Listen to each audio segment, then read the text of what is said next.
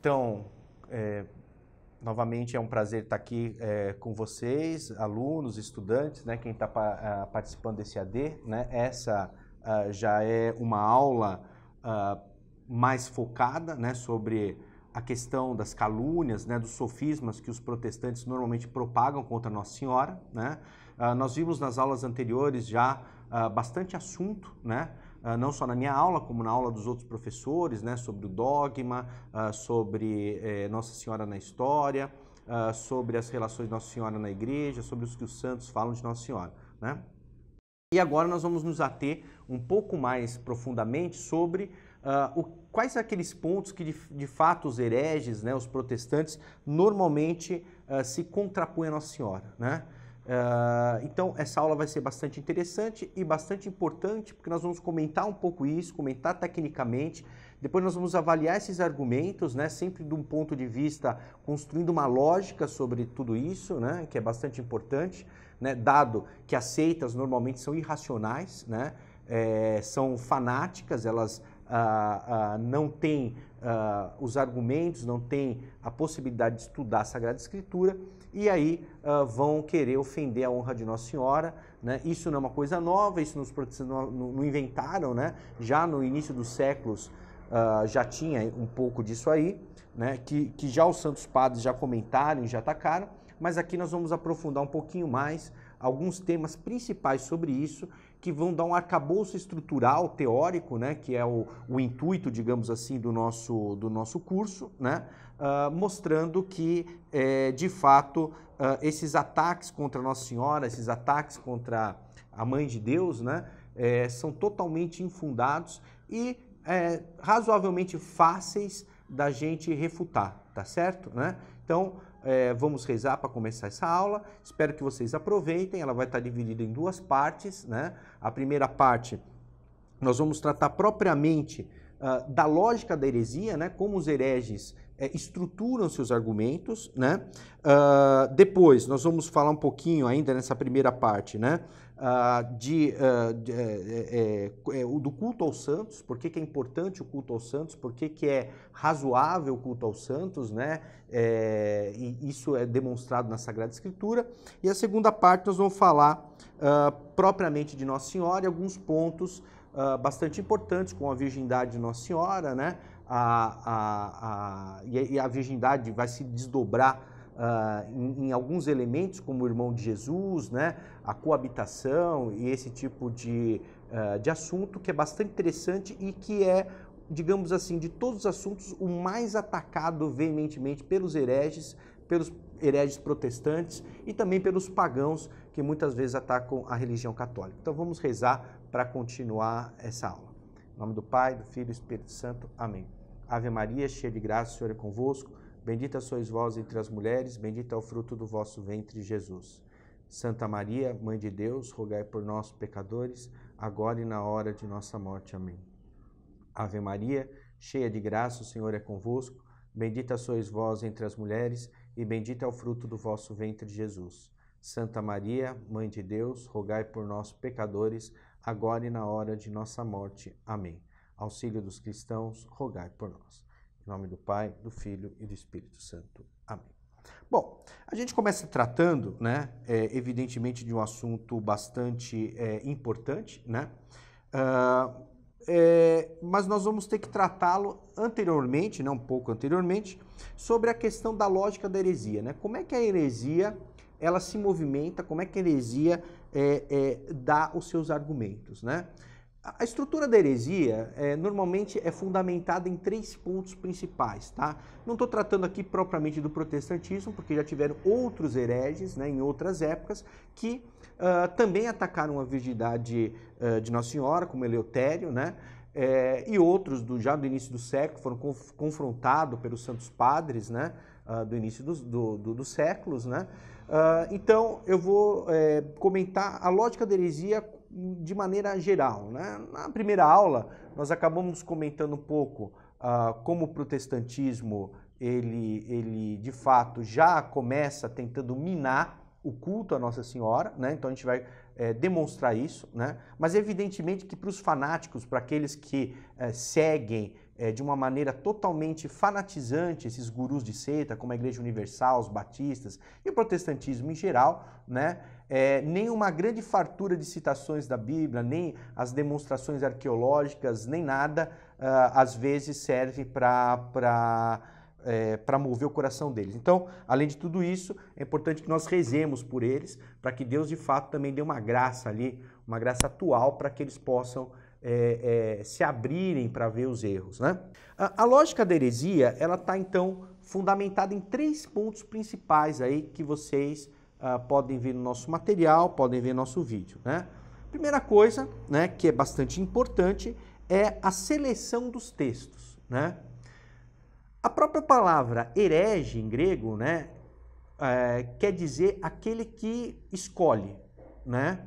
Então, herege, a gente pensa que é alguma coisa meio anticristo, alguma coisa assim, né? Mas o termo em grego não é propriamente esse. O termo em grego é aquele que escolhe. Então, o que é uma palavra assim muito adequada para nos referirmos a todas as seitas de maneira em geral, né? As seitas protestantes principalmente, porque, de fato, a heresia não se insinua dizendo uma mentira completa, né? Até porque, como o Santo Agostinho mostra, né? E São Tomás também explica, é impossível ter uma mentira absoluta, né?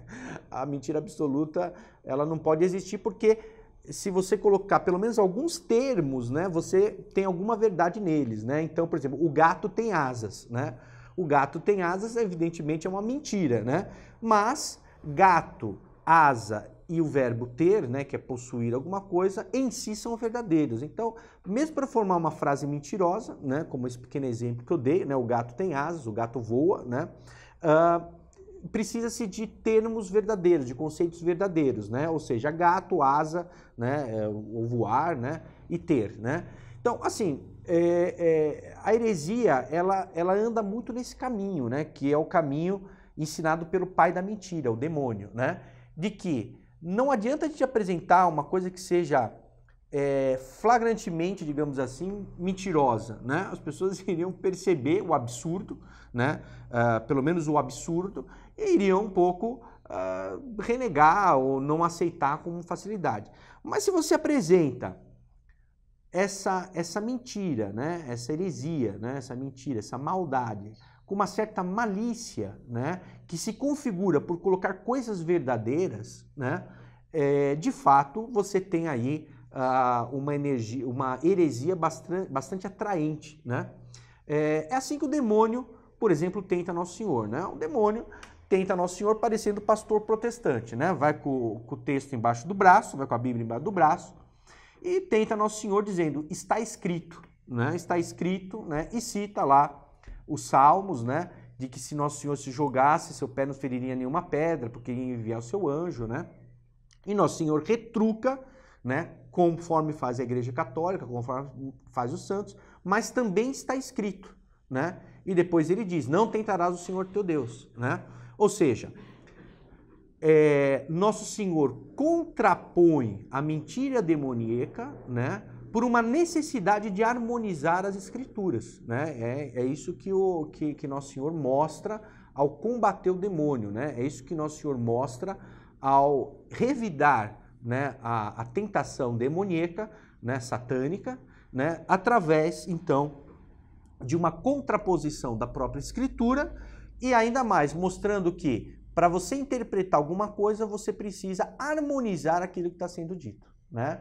E o demônio, evidentemente, perde a disputa e deixa Nosso Senhor, né? E é assim que nós devemos fazer, é assim que a Igreja Católica sempre fez, é assim que nós devemos combater essas calúnias e esses sofismas do protestantismo, principalmente como se trata nesse curso, né? Não vamos pegar todos aqui, evidentemente vamos focar nas questões de Nossa Senhora, né?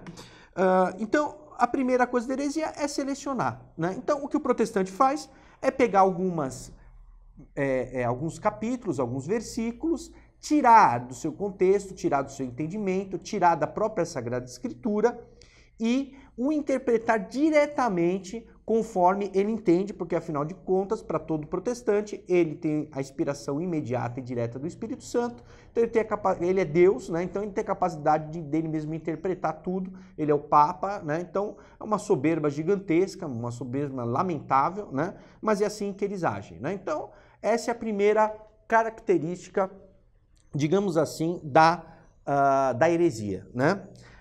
A segunda característica dessa lógica herética, né, é dar, então, como eu disse, a interpretação particular, né? Então não basta tirar a coisa de contexto. Uma vez tirada de contexto, uma vez selecionada com a maior malícia possível, né, eles vão dar uma interpretação da qual aquela malícia vai ser potencializada, né? Então eles vão tirar lá uma passagenzinha e a partir dela, então, vão dar uma interpretação particular. Evidentemente, a interpretação ela vai ter que se coadunar com a ideia, enfim, da seita que tá interpretando aquilo ou do fulano que está interpretando aquilo, né? Então, Lutero dava uma interpretação, os calvinistas davam outra, né?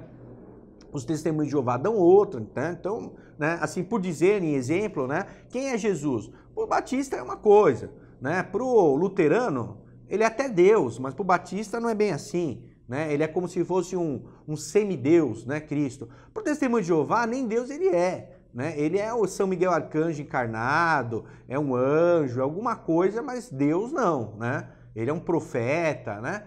E assim por diante, né? Se a gente for ainda passar do protestantismo para outras seitas, por exemplo, para os muçulmanos, né? Para o Islão, Cristo é um profeta apenas, não é nem Deus e nem nada, ele é um profeta assim menor que Maomé, por exemplo, né? É um absurdo, né?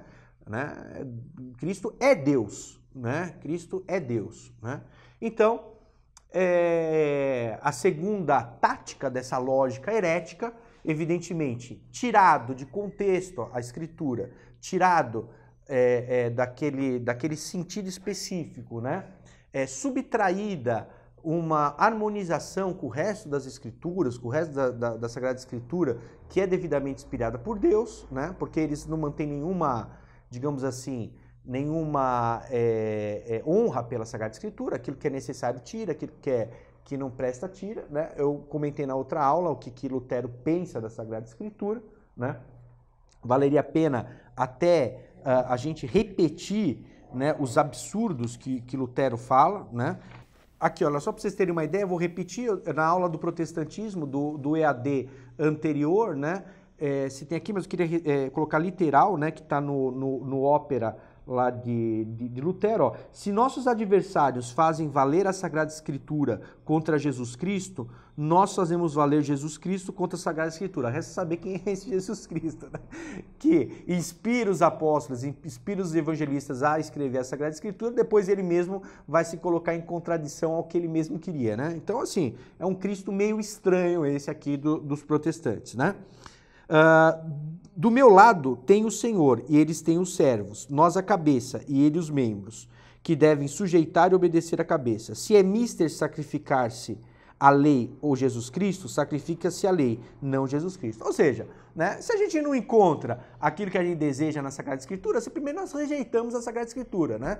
E os protestantes ainda, mesmo mostrando seu pai Lutero, dizendo claramente que se a Sagrada Escritura tiver em contradição à doutrina que eles pregam, eles desprezam a Sagrada Escritura, os protestantes hoje se arrogam que são os grandes defensores, os grandes conhecedores da Sagrada Escritura, o que é um absurdo, né?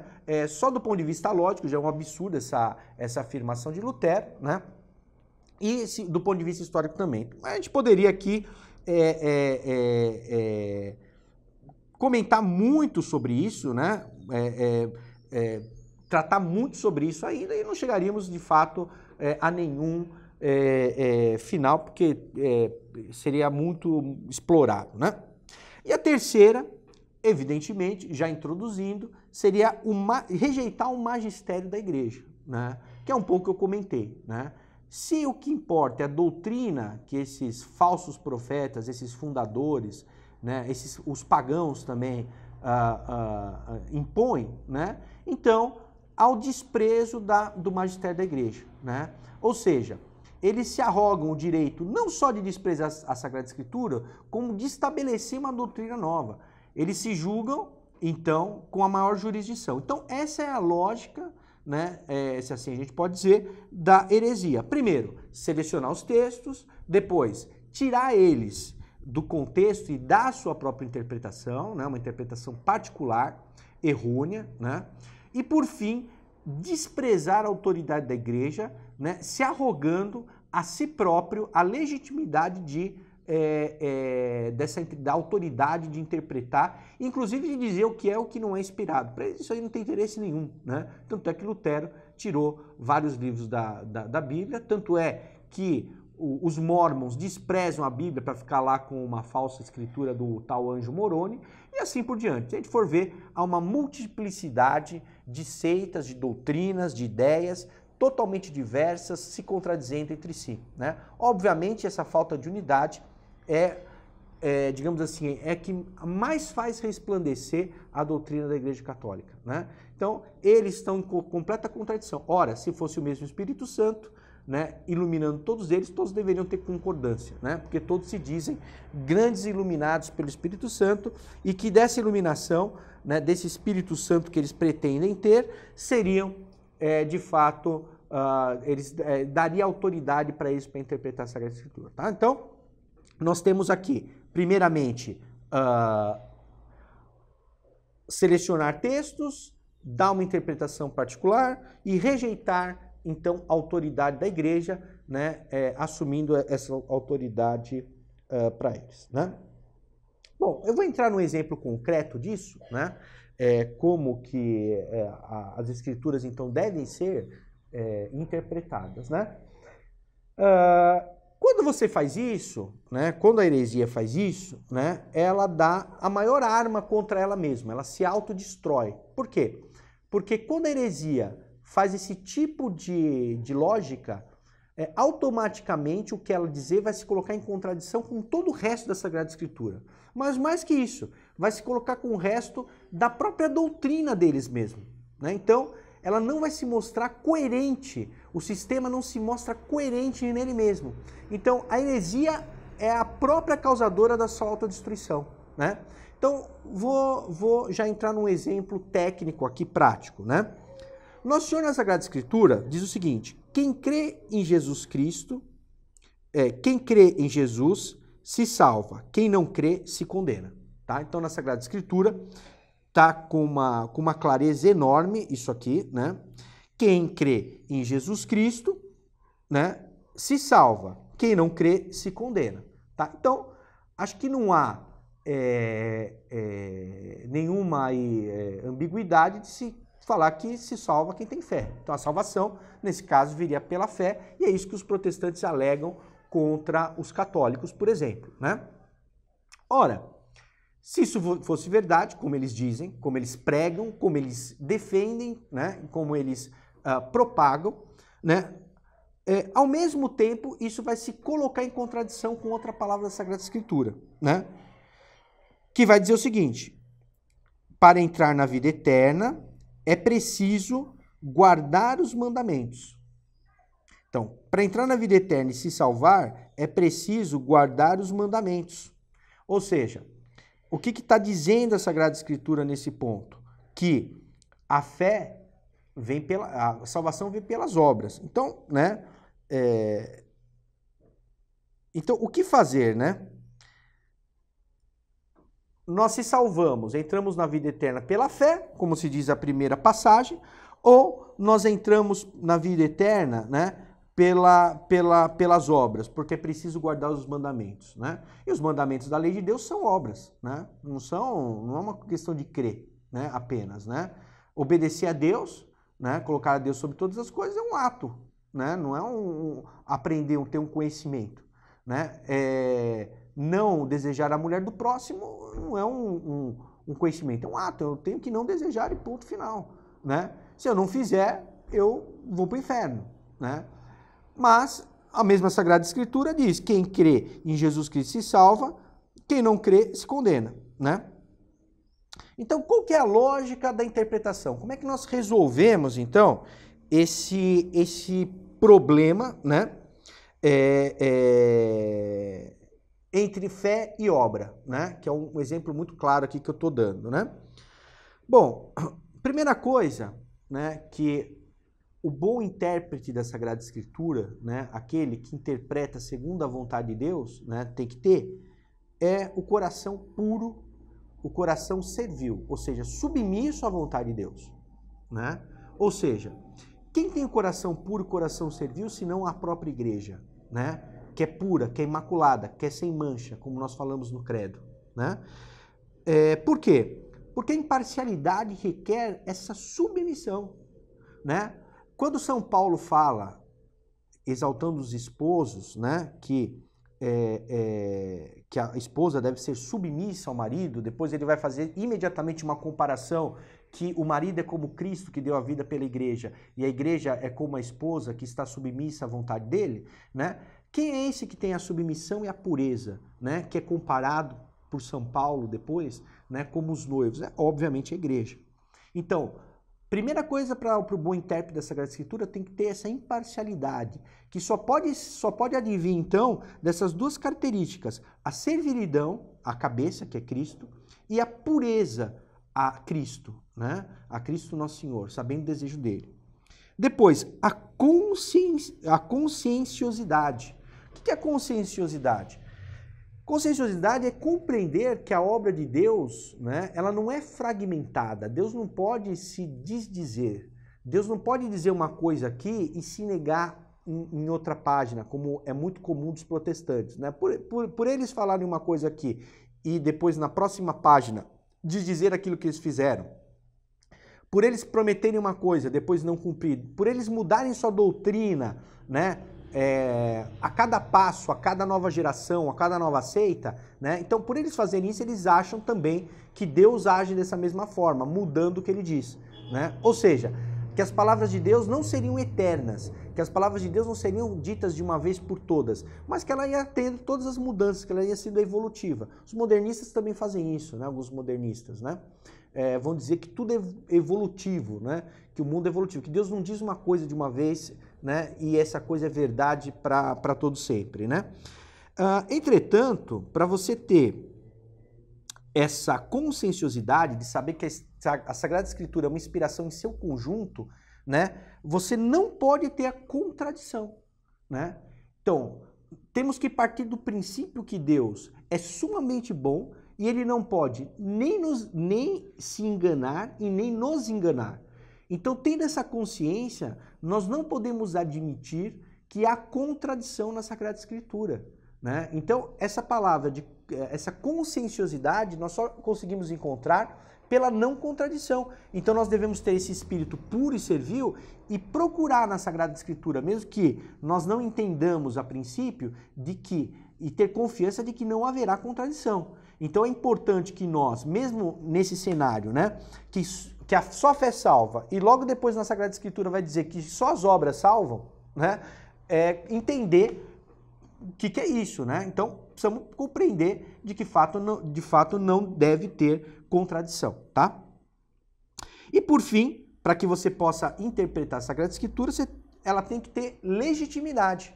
Ou seja, então, imparcialidade, conscienciosidade e legitimidade. Ou seja, não é qualquer um que pode interpretar a Sagrada Escritura, né? Por isso que Deus deixou os seus intérpretes, né? Que eram os apóstolos, né? Deus deixou seus intérpretes, que é a igreja, né? Os intérpretes da Sagrada Escritura, que eram os apóstolos e a igreja, porque pela sucessão deles se manteve, né? Tanto é que Nosso Senhor fala, né? Que ele estaria com a igreja dele até o final dos tempos, né? Até a consumação dos tempos, né? É necessário também para interpretar a Sagrada Escritura a legitimidade.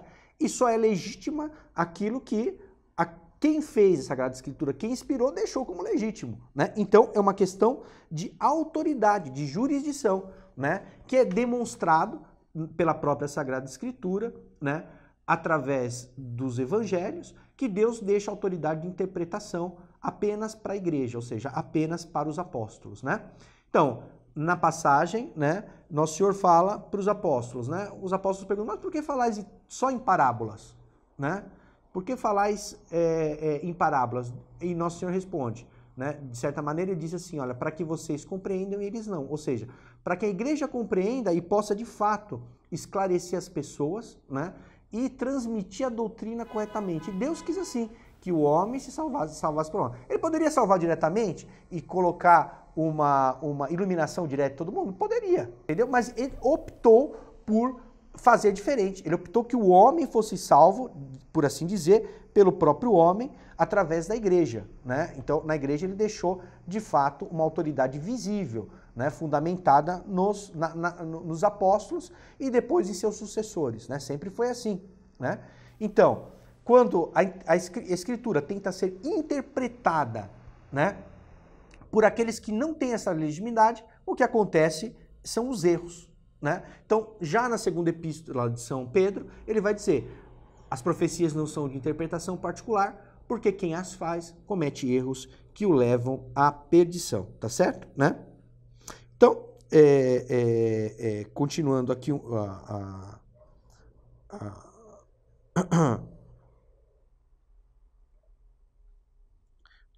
texto, né? Eu vou ler o texto integralmente para vocês, né? O primeiro texto vai falar sobre a fé, né? Então, a Sagrada Escritura vai falar lá em Hebreus, capítulo 12, versículo 6. Sem a fé é impossível agradar a Deus, porquanto é necessário que o que se chega a Deus creia que Deus é o remunerador dos que o buscam, tá certo, né? Então, como é que se resolve? Vamos lá, né? Então, lendo essa parte aqui de Hebreus, né, nós poderíamos nos pensar assim, puxa, mas se só a fé salva, aqueles que não têm fé não podem salvar. Então nós poderíamos pegar os pagãos, não os hereges agora, mas os pagãos, né, e olhar lá para os pagãos que não têm fé, né? Será que todos os pagãos vão para o inferno? Será que a igreja fala que todos os pagãos vão para o inferno? Não, não diz isso, né? A igreja sempre ensinou, no seu catecismo, inclusive, que os pagãos têm que ter o mínimo da fé. E qual o mínimo da fé? O que fala, né, na epístola aos Hebreus, né? Então, sem fé é impossível agradar a Deus, porquanto é necessário que o que se chega a Deus creia que Deus é remunerador dos que o buscam. Ou seja, se um povo qualquer, alguém acreditar que existe um Deus e que ele dá méritos, premia os bons e pune os maus, já é o suficiente. Isso é o mínimo da fé. Tá? Isso a igreja sempre ensinou. Ou seja, aquele pagão que não recebeu a revelação divina, né, que Nosso Senhor revelou, né, através da Sagrada Escritura, né, e através da igreja, né, que não chega a esse conhecimento, mas que busca a Deus, crê que há um Deus e que esse Deus pune os maus e beneficia os bons, né, já é o suficiente para a fé. Né? Então, obviamente, né, é claro que é necessário a fé, mas em que nível é necessário a fé? É necessário conhecer tudo da fé, toda a revelação? Não, mas é necessário pelo menos conhecer o mínimo, que tem que ter um Deus e que esse Deus pune os bons, remunera os bons e pune os maus, como está aqui em Hebreus, né? E se a gente for na carta a Timóteo, né, para resolver o problema das obras, né? Guarda o bom propósito pelo Espírito Santo que habita em nós e nós outros. E a epístola continua, né, em Timóteo. Ó Timóteo, guarda o depósito, evitando as coisas profanas de palavras e as contradições de uma ciência que, de falso nome, da qual fazendo alguns profissão, descaíram da fé. Né? Então, acreditar que somente a fé salva, como está dizendo aqui, por uma ação mágica, né, como os protestantes dizem do Espírito Santo, né, é um erro, né? Tanto é que está em Hebreus exatamente esse erro, né? Ele vai dizer aqui, né, em 2 Timóteo, os protestantes, né, que vão dizer o seguinte, olha, cada um pode se salvar tendo somente a fé, como eu estava falando, né? E essa fé seria acreditar apenas nas Escrituras, como depósito da fé. Então, para isso, eles citam Timóteo, né, que eu estava lendo agora, né, no capítulo 1 e versículo 12. Né? Mas eles, como todo herege, cortam o resto da citação da carta de Timóteo. Né? Então diz lá, ó Timóteo, guarda o depósito. Então que depósito é esse que Timóteo está falando? É qualquer depósito? Será que essa salvação já está dada para mim agora só porque eu confio em Cristo, que Cristo seja o verdadeiro Deus? Não. Né? Timóteo vai dizer aqui claramente, ó, guarda o depósito da fé, evitando as profanas novidades de palavras, já condenando os protestantes, né? E as contradições, condenando de novo os protestantes, né? Porque os protestantes citam Timóteo em contradição, né? E agora o próprio Timóteo, na carta de São Timóteo, vai mostrar que as doutrinas que têm contradições são falsas, né? Então tá aqui, ó, né? Evitando profanas novidades de palavras e as contradições de uma ciência de falso nome, né? Que é propriamente o protestantismo, uma ciência de falso nome que se arrogam que, citando uma pequena palavra, né, cortando, como os hereges fazem, a carta de São Timóteo, né, eles teriam o depósito da fé.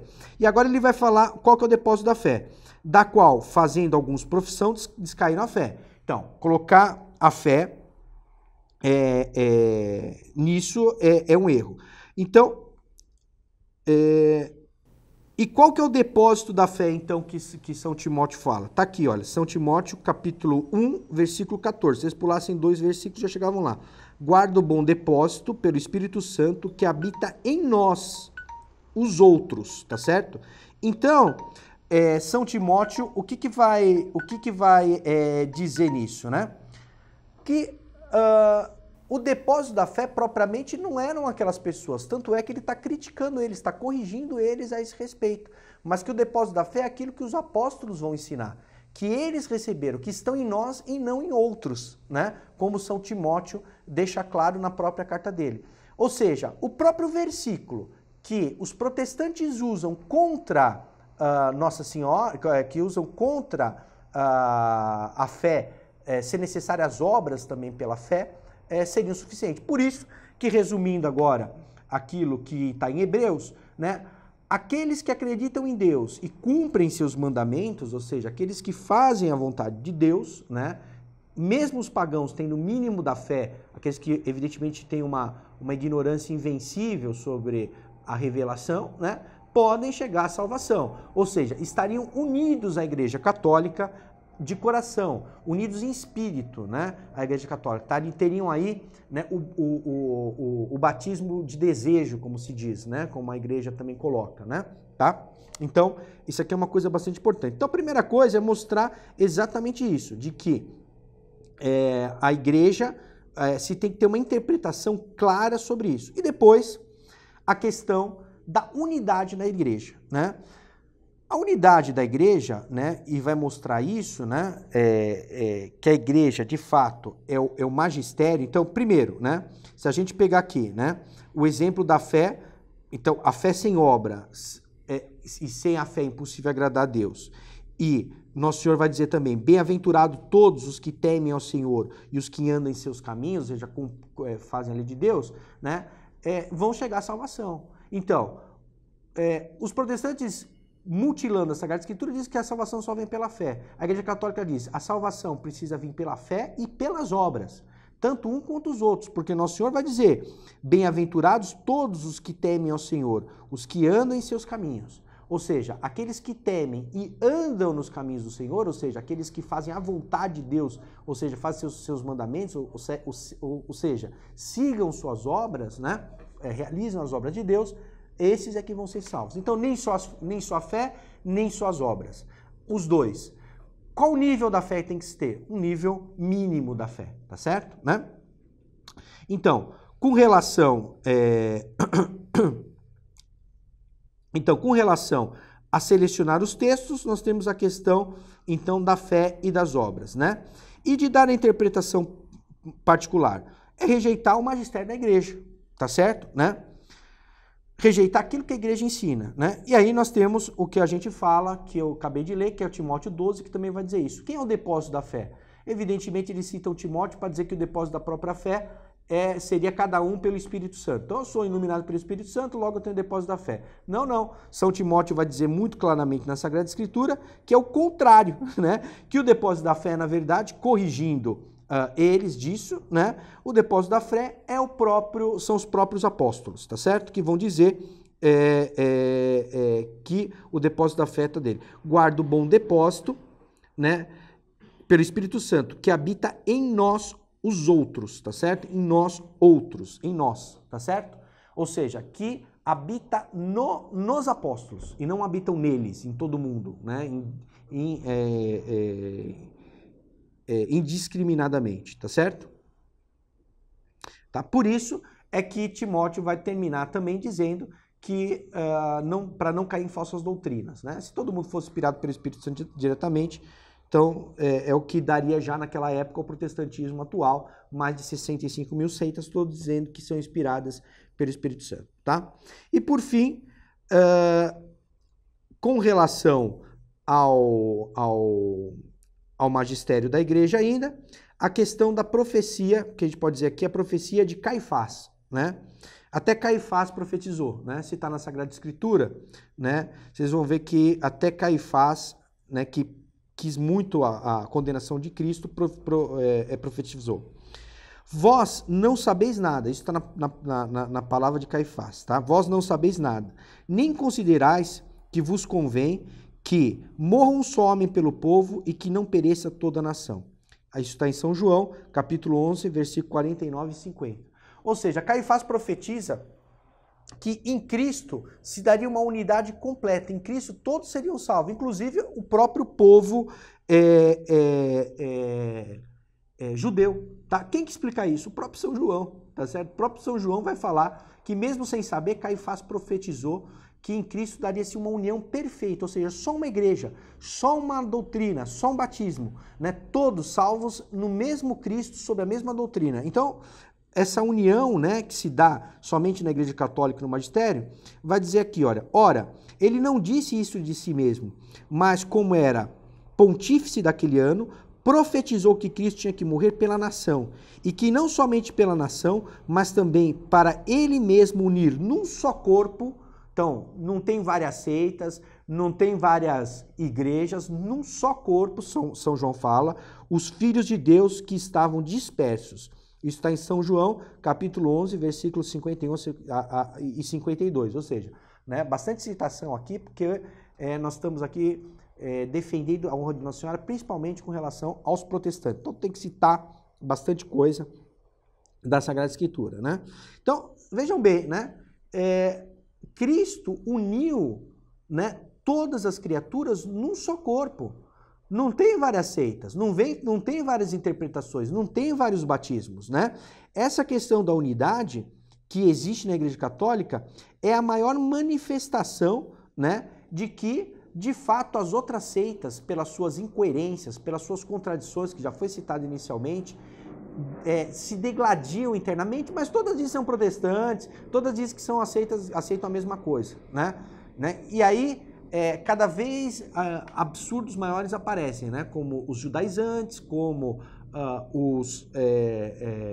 aqueles que de fato renegam a própria deidade de Cristo e tudo mais, né? Bom, então nós vamos terminar aqui essa primeira parte, então demonstrando a questão da interpretação da Bíblia, da lógica da heresia, de como que se deve interpretar, ou seja, tem que ter legitimidade, tem que ter a concordância, né, a consciência de que tudo é a mesma doutrina, né, que nós não estamos falando aqui de várias de contradições internas da Bíblia, e por fim, a legitimidade que vai dar, que só a Igreja Católica, na verdade, pode ter, porque afinal de contas Cristo deixou os apóstolos e não deixou qualquer um para interpretar a Sagrada Escritura, como está lá em São Timóteo, e a gente vê claramente que esse depósito da fé, na verdade, é a própria Igreja, ou seja, eles mesmos. Ele não fala que todos são, tá certo? Vamos continuar agora a segunda parte dessa aula, tratando um pouco sobre as questões do culto aos santos, porque nós devemos rapidamente aí cultuar Nossa Senhora, né? De que a questão de mediador não se refere só a Cristo, e por fim, combater os pontos específicos sobre a questão de Nossa Senhora, tá? Que principalmente seriam a virgindade, os irmãos de Cristo e a questão da coabitação, tá bom? Então, a gente vai ficando por aqui. Na próxima parte da aula, vamos tratar, então, retomar esses pontos. Salve Maria.